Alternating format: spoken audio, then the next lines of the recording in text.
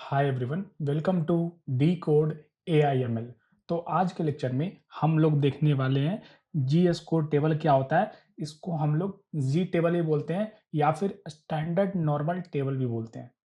जी table का हम लोग स्टैटिस्टिक्स में बहुत ज़्यादा यूज़ करते हैं to solve multiple problems related to normal distribution, standard normal distribution, sampling distribution, confidence interval and hypothesis testing. तो ये जो जीएस कोड टेबल होता है, इसको हम लोग जी टेबल ही बोलते हैं इन शॉर्ट। इसके हेल्प से हम लोग किसी भी स्टैंडर्ड नॉर्मल डिस्ट्रीब्यूशन में हम लोग प्रोबेबिलिटी कंप्यूट कर सकते हैं, है ना। तो नॉर्मल डिस्ट्रीब्यूशन क्या होता है?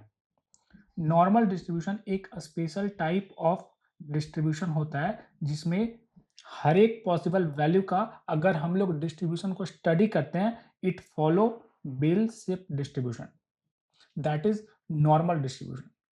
तो नॉर्मल डिस्ट्रीब्यूशन हम लोग क्या करते हैं कि हम लोग प्रोबेबिलिटी कंप्यूट करना चाहते हैं। अगर कोई रैंडम वेरिएबल x है तो उस रैंडम वेरिएबल x का वैल्यू लेस देन 160 होने का प्रोबेबिलिटी क्या है।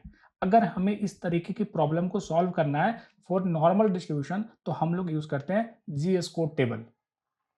हम लोग नॉर्मल डिस्ट्रीब्यूशन को स्टैंडर्ड नॉर्मल डिस्ट्रीब्यूशन में कन्वर्ट करते हैं and then with the use of Z table हम लोग प्रोबेबिलिटी कंप्यूट करते हैं। हमने इसको पुराने लेक्चर्स में देखा था कि हम लोग जी टेबल की हेल्प से प्रोबेबिलिटी कैसे कंप्यूट करते हैं, बट आज के लेक्चर में मैं आपको डिटेल में बताने वाला हूं कि हम लोग जी टेबल को कैसे यूज करते हैं। तो हमने सेंट्रल लिमिट थ्योरम में देखा था कि अगर कोई भी डिस्ट्रीब्यूशन नॉर्मल डिस्ट्रीब्यूशन को फॉलो करता है तो उसका जो सैम्पलिंग डिस्ट्रीब्यूशन होता है ना, उसका जो सैम्पलिंग डिस्ट्रीब्यूशन होता है it also follow normal distribution, है ना। दूसरा कंडीशन हमने देखा था कि अगर कोई डिस्ट्रीब्यूशन नॉर्मल डिस्ट्रीब्यूशन को फॉलो नहीं करता है बट अगर हम लोग उसका सैम्पलिंग डिस्ट्रीब्यूशन कंप्यूट करते हैं then for sample size greater equal to 30 उसका जो सैम्पलिंग डिस्ट्रीब्यूशन होता है इट फॉलो नॉर्मल डिस्ट्रीब्यूशन। और हमने देखा था कि नॉर्मल डिस्ट्रीब्यूशन का एक पीडीएफ का इक्वेशन होता है। पीडीएफ का इक्वेशन होता है, पीडीएफ बताता है कि किसी भी पॉइंट के अराउंड प्रोबेबिलिटी का डेंसिटी क्या है। तो हमने पीडीएफ का फॉर्मूला देखा था for normal distribution, it was 1/सिग्मा into root 2 pi into e to the power minus ji square by 2, जहां पे जी था x minus mu by sigma, है ना। तो ये हमारा था नॉर्मल डिस्ट्रीब्यूशन। तो हमने उसमें देखा था कि अगर मुझे किसी पॉइंट के अराउंड या फिर अप टू सम पॉइंट या फिर इन ए इंटरवल अगर मुझे प्रोबेबिलिटी कंप्यूट करना है तो हम लोग क्या करते हैं, हम लोग इंटीग्रेट करते हैं। हम लोग पीडीएफ को इंटीग्रेट करते हैं to compute probability in a range, है ना। एक रेंज ऑफ वैल्यू के लिए अगर मुझे प्रोबेबिलिटी कंप्यूट करना है, अगर मुझे फाइंड करना है कि इंडिया में जो भी एडल्ट हैं उनका हाइट 150 टू 160 होने का प्रोबेबिलिटी क्या है, तो इसको हम लोग कंप्यूट करते हैं बाय इंटीग्रेटिंग फ्रॉम 150 टू 160। उसमें हम लोग पीडीएफ को इंटीग्रेट करते हैं। पीडीएफ को हम लोग इंटीग्रेट करके हम लोग एक इंटरवल में प्रोबेबिलिटी कंप्यूट करते हैं। लेकिन हमने देखा था कि जो नॉर्मल डिस्ट्रीब्यूशन का इक्वेशन होता है उसमें आता है एक term e to the power minus ji square by 2, और इसको आप डायरेक्टली इंटीग्रेट नहीं कर सकते हो। इंटीग्रेशन इज ट्रिकी, तो इसीलिए कुछ मैथमेटिशियन ने इसको अप्रोक्सीमेशन कंप्यूटिंग करके एक टेबल डिराइव किया, है ना। थ्रू सम डिफरेंट टेक्निक उन्होंने वो ऑल पॉसिबल वैल्यू के लिए उन्होंने एक प्रोबेबिलिटी डिफाइन किया और उसको उन्होंने बोला जी टेबल, है ना। तो अगर मुझे प्रोबेबिलिटी कंप्यूट करना है इन रेंज ऑफ वैल्यू तो हमें इंटीग्रेशन नहीं करना पड़ेगा, क्योंकि integration is tricky when it comes to normal distribution. तो हम लोग क्या करते हैं, हम लोग अपने डिस्ट्रीब्यूशन को स्टैंडर्ड नॉर्मल में कन्वर्ट करते हैं and then with the use of Z table हम लोग डायरेक्टली इस टेबल के हेल्प से प्रोबेबिलिटी को लुकअप कर सकते हैं, है ना। तो हम लोग क्या करते हैं, अगर मेरा एक डिस्ट्रीब्यूशन नॉर्मल डिस्ट्रीब्यूशन को फॉलो करता है ना, तो एक्स मेरा एक रैंडम वेरिएबल है जो कि नॉर्मल डिस्ट्रीब्यूशन को फॉलो करता है और एक्स बताता है height of adult in India. तो यक्स रैंडम वेरिएबल बताता है कि इंडिया में जो एडल्ट है उनका हाइट क्या है, और मुझे पता है कि इट फॉलो नॉर्मल डिस्ट्रीब्यूशन, है ना। तो मुझे बताना है कि what is the probability that x जो रैंडम वेरिएबल है उसका वैल्यू लेस देन 160, है ना। मतलब मुझे फाइंड करना है कि किसी भी एडल्ट का इंडिया में एडल्ट का 160 सेंटीमीटर से कम हाइट होने का प्रोबेबिलिटी क्या है ना? तो हम लोग क्या करते हैं, हम लोग इस वैल्यू को कन्वर्ट करते हैं to a standard normal distribution by using the formula g is equal to x minus mu by sigma, और x is 160 and mu is mean value of the population and sigma is standard deviation of the population. तो हम लोग एक g compute करते हैं। तो अब हमारा गोल है probability of g less than g not. मुझे अब ये फाइंड करना है और इसको हम लोग डायरेक्टली इस टेबल से लुकअप करके हम लोग कंप्यूट कर सकते हैं, है ना? तो ये अगर मेरा स्टैंडर्ड नॉर्मल डिस्ट्रीब्यूशन है ना? अगर हम लोग x को z में कन्वर्ट करते हैं तो x अगर नॉर्मल डिस्ट्रीब्यूशन है तो z हमारा हो जाता है स्टैंडर्ड नॉर्मल डिस्ट्रीब्यूशन, है ना? तो इसका मीन वैल्यू 0 होता है और इसका स्टैंडर्ड डेविएशन 1 होता है, सिग्मा 1 एंड मीन 0। तो मुझे फाइंड करना है जी से कम होने का प्रोबेबिलिटी क्या है, मतलब ये एरिया मुझे फाइंड करना है।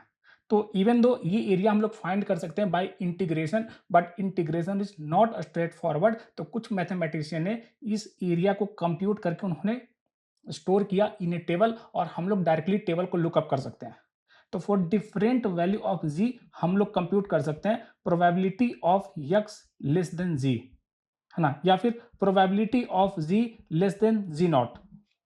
तो अगर मुझे, है ना, अगर आप स्टैंडर्ड नॉर्मल डिस्ट्रीब्यूशन की बात करते हो तो उसका मीन वैल्यू 0, स्टैंडर्ड डेविएशन 1। तो अगर मेरा जी है 1.5, है ना, अगर मेरा जी है 1.5 तो मुझे फाइंड करना है probability of ji less than 1.5 क्या होगा, है ना? ये जी, ये स्कोर हम लोग कैसे कंप्यूट करते हैं, हम लोग x को जी में कन्वर्ट करते हैं bye using the formula x minus mu by sigma, है ना? और अगर फॉर एग्जांपल फॉर हाइट 160 जब हमने कंप्यूट किया जी तो मुझे मिला 1.5। तो अब मुझे फाइंड करना है probability of ji less than 1.5। तो हम लोग डायरेक्टली इस टेबल में लुकअप करेंगे। कैसे करेंगे, चलिए देखते हैं। तो अगर मुझे जी का कोई वैल्यू चाहिए, फॉर एग्जांपल जी चाहिए मुझे 1.5, तो हम लोग इस टेबल से हम लोग फाइंड करेंगे वो एंट्री जिसका वैल्यू 1.5 है। तो कैसे करेंगे, हम लोग पहले फाइंड करेंगे, है ना, अप टू 1 डेसिमल जी का वैल्यू। तो हमें मिलेगा यहाँ पे, मुझे मिला 1.5, है ना? तो मुझे 1.5 मिला। अब मुझे क्या चाहिए, मुझे चूंकि 1.5 चाहिए तो मुझे अब चाहिए 0.00, है ना? क्योंकि मुझे इफेक्टिव 1.50 चाहिए, तो अब मुझे पेंडिंग वैल्यू कितना चाहिए, मुझे 0.00 चाहिए। तो इस रो एंड इस कॉलम का इंटरसेक्शन वाला सेल क्या होगा, it will be this one. ये होगा मेरा इंटरसेक्शन वाला सेल। तो इसका वैल्यू क्या है, इट इज 0.9332।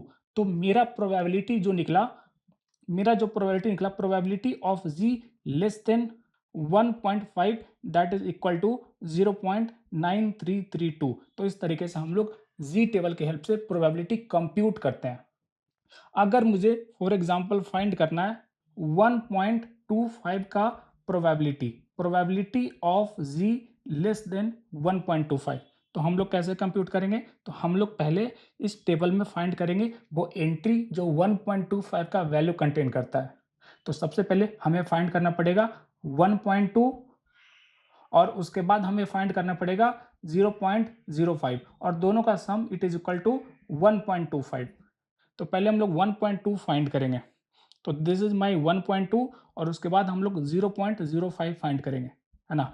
तो इसके कॉरस्पॉन्डिंग मेरा सेल क्या होगा, इसके कॉरस्पॉन्डिंग मेरा सेल होगा ये वाला।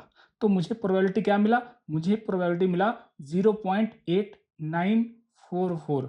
तो ये जो प्रोबेबिलिटी होगा इट विल बी 0.8944, 0.8944। तो इस तरीके से हम लोग प्रोबेबिलिटी कंप्यूट कर सकते हैं। अगर मुझे फाइंड करना है probability of ji less than -1.25, तो हम लोग कैसे कंप्यूट करेंगे, तो पहले हम लोग फाइंड करेंगे -1.2 और उसके बाद हम लोग फाइंड करेंगे 0.05। तो इस तरीके से हम लोग -1.25 का प्रोबेबिलिटी कंप्यूट कर सकते हैं। तो चलिए सबसे पहले हम लोग -1.2 फाइंड करते हैं। तो ये मेरा हो गया -1.2। अब मुझे फाइंड करना है 0.05। तो ये जो देख रहे हो ये है 0.05। तो अगर हम लोग कॉरस्पॉन्डिंग सेल फाइंड करेंगे तो क्या होगा, it will be this one, क्योंकि -1.2 और ये वाला जो कॉलम है ना, ये 0.05 को रिप्रेजेंट कर सकता है। तो मेरा जो प्रोबेबिलिटी निकला, इट इज़ 0.1056, मतलब इट इज़ 0.1056। तो इस तरीके से हम लोग जी टेबल के हेल्प से प्रोबेबिलिटी कंप्यूट करते हैं। आपको इसे याद नहीं करना होता है। आपको अगर एग्जाम में if they expect you precise answer, they will give you the Z table. Else आप प्रॉब्लम को सॉल्व करके आप इस तरीके से रिप्रेजेंट कर सकते हो, and that is the answer. You don't need to remember this kind of thing. Even though आपको कुछ फंडामेंटल कॉन्सेप्ट आने चाहिए कि what is the probability that random variable X का वैल्यू म्यू माइनस सिग्मा से लेकर के म्यू प्लस सिग्मा के बीच में लाई करता है। उसी तरीके से व्हाट इज द प्रोबेबिलिटी कि एक्स का वैल्यू म्यू माइनस 2 सिग्मा से लेकर के म्यू प्लस 2 सिग्मा के बीच में लाई करता है। इस तरीके के बेसिक आपको पता होना चाहिए, लेकिन आपको प्रिसाइजली हर एक का पता होने की जरूरत नहीं है। तो z table is very very useful, है ना, क्योंकि बहुत सारे डिस्ट्रीब्यूशन जो किसी दूसरे डिस्ट्रीब्यूशन को फॉलो करते हैं, लेकिन जब हम लोग उसका सैम्पलिंग डिस्ट्रीब्यूशन करते हैं, then the sampling distribution it follow approximately normal distribution if the size of sample is greater than 30। अगर सैंपल का साइज ग्रेटर इक्वल टू 30 है, then the underlying sampling distribution it will also follow normal distribution. इसीलिए हम लोग confidence interval and hypothesis testing में most of the problem को solve करने के लिए हम लोग नॉर्मल डिस्ट्रीब्यूशन का यूज करते हैं। कभी कभी हम लोग यूज करते हैं टी डिस्ट्रीब्यूशन, है ना। तो जब हम लोग आने वाले लेक्चर में या फिर नेक्स्ट लेक्चर से जब हम लोग देखेंगे हाइपोथेसिस टेस्टिंग, तो उसमें हम लोग दो तरीके के डिस्ट्रीब्यूशन को देखेंगे। एक तो स्टैंडर्ड नॉर्मल, है ना। Standard normal is also a normal, but it is a special case such that उसका मीन 0 एंड उसका स्टैंडर्ड डिवीजन 1, है ना। तो हम लोग बहुत सारे प्रॉब्लम को स्टैंडर्ड नॉर्मल में कन्वर्ट करते हैं so that we can easily use the Z table. ये जो जी टेबल होता है ना, वो स्टैंडर्ड नॉर्मल पे डिफाइंड होता है, क्योंकि स्टैंडर्ड नॉर्मल पे वो इजीली डिफाइन कर सकता है। क्योंकि अगर आपके पास कोई भी नॉर्मल डिस्ट्रीब्यूशन है, अगर आप उसको कन्वर्ट करते हो इनटू स्टैंडर्ड नॉर्मल, तो क्या होता है, उसमें यूनिफॉर्मिटी आती है। क्या यूनिफॉर्मिटी आती है, उसका मीन हो जाता है 0, उसका स्टैंडर्ड डिवीजन हो जाता है 1, है ना। तो फिर हम लोग डायरेक्टली जी के हेल्प से हम लोग प्रोबेबिलिटी कंप्यूट कर सकते हैं। लेकिन अगर कोई ओरिजिनल डिस्ट्रीब्यूशन अगर वो नॉर्मल है, it is not standard normal, तो हर एक डिस्ट्रीब्यूशन का मीन अलग होगा, उसका सिग्मा अलग होगा। तो इसीलिए हम लोग सारे डिस्ट्रीब्यूशन को स्टैंडर्ड नॉर्मल में कन्वर्ट करते हैं, एंड देन हम लोग जी टेबल का यूज करते हैं, है ना। तो हम लोग जब हाइपोथेसिस टेस्टिंग देखेंगे, तो उसमें हम लोग दो तरीके के डिस्ट्रीब्यूशन देखेंगे। एक हम लोग देखेंगे स्टैंडर्ड नॉर्मल, और दूसरा हम लोग देखेंगे टी टी डिस्ट्रीब्यूशन देखेंगे, है ना।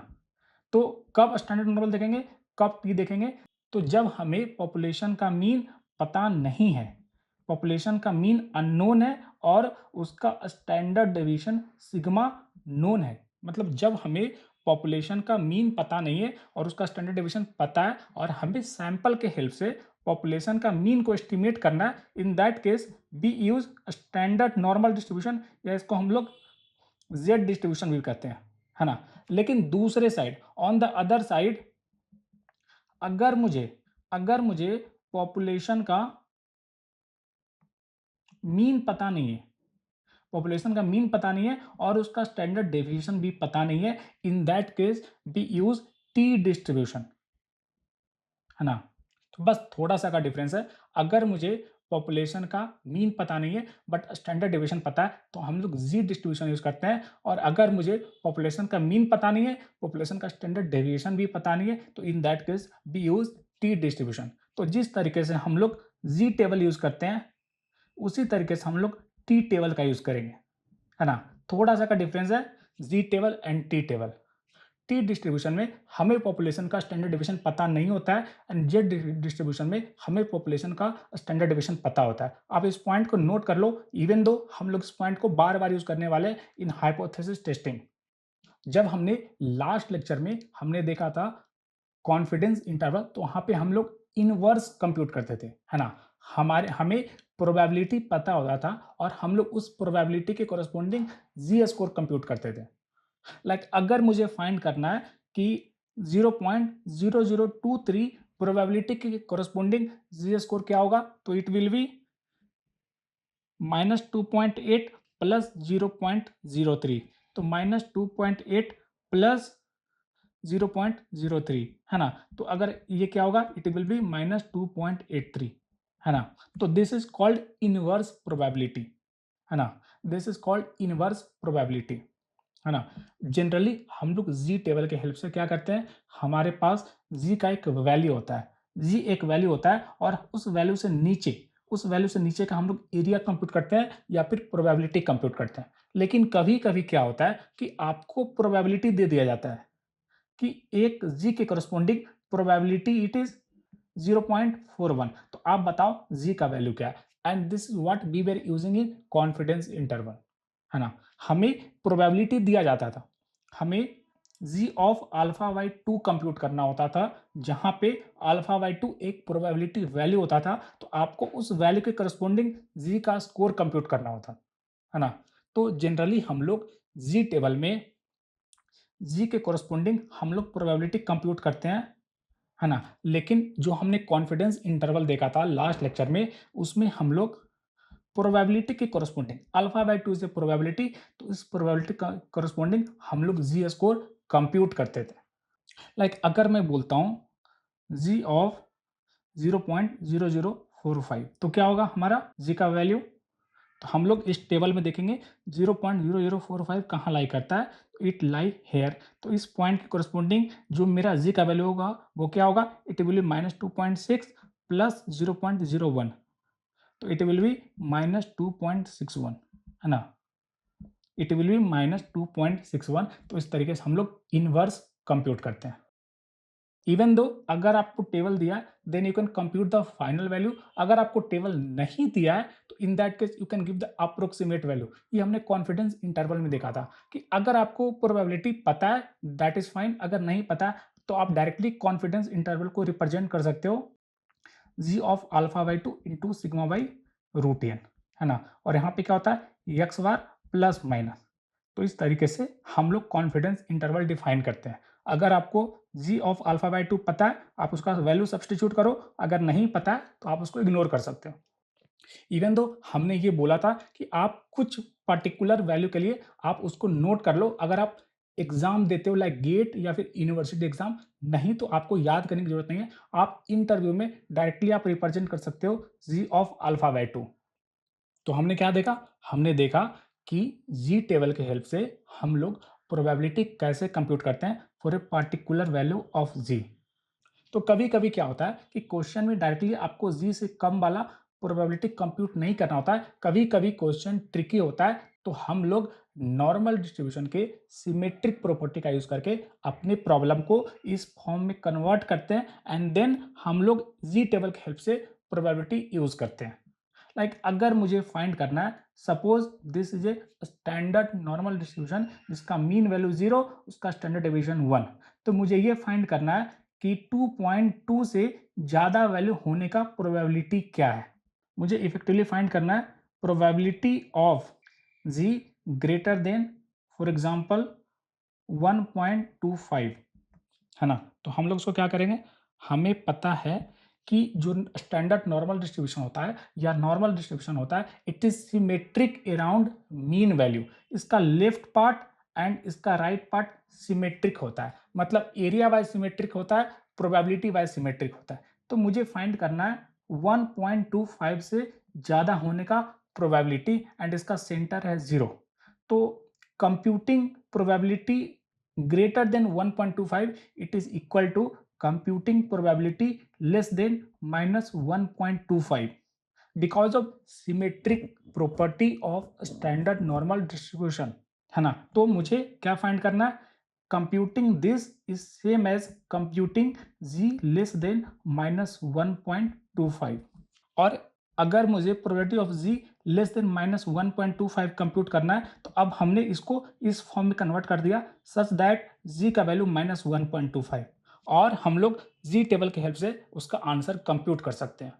कभी कभी क्वेश्चन ये कहता है कि आप फाइंड करो probability of Z greater than -1.2 से लेकर के 2.2 तक। तो हम लोग इसको कैसे सॉल्व करेंगे, इसको हम लोग कन्वर्ट करेंगे इनटू दिस फॉर्म। तो कैसे कन्वर्ट करेंगे, तो हम लोग इसको ब्रेक करेंगे।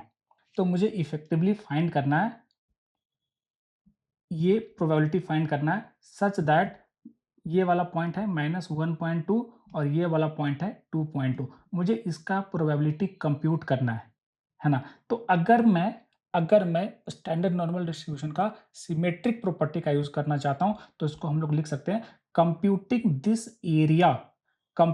This area, it is equal to 1 minus computing this area plus this area, है ना? तो इसको हम लोग कैसे लिख सकते हैं? इसको हम लोग लिख सकते हैं 1 minus probability of z less than -1.2 plus probability of z greater than 2.2, है ना? और इसको हम लोग फिर से सिंप्लीफाई करके लिख सकते हैं, है ना? हम लोग इस वाले पार्ट को सिंप्लीफाई करके कैसे लिख सकते हैं?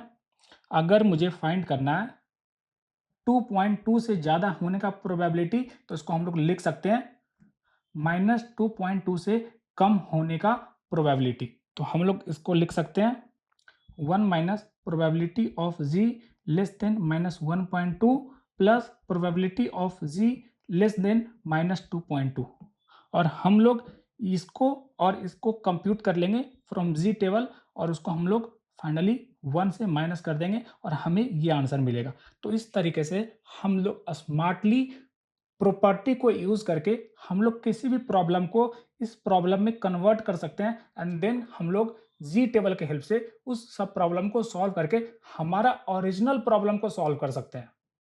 तो आई होप आपको एक रफ आइडिया मिला होगा क्या होता है जी टेबल और कैसे हम लोग बहुत सारी प्रॉब्लम को जी टेबल के हेल्प से सॉल्व कर सकते हैं। आने वाले लेक्चर में जब हम लोग हाइपोथेसिस टेस्टिंग को बहुत ही डिटेल में देखेंगे, तो वहां पे हम लोग फिर से जी टेबल का यूज करके इस प्रॉब्लम को सॉल्व करने वाले हैं। तो नेक्स्ट लेक्चर से हम लोग स्टार्ट कर रहे हैं हाइपोथेसिस टेस्टिंग। तो see you in the next lecture. Till then bye, happy learning.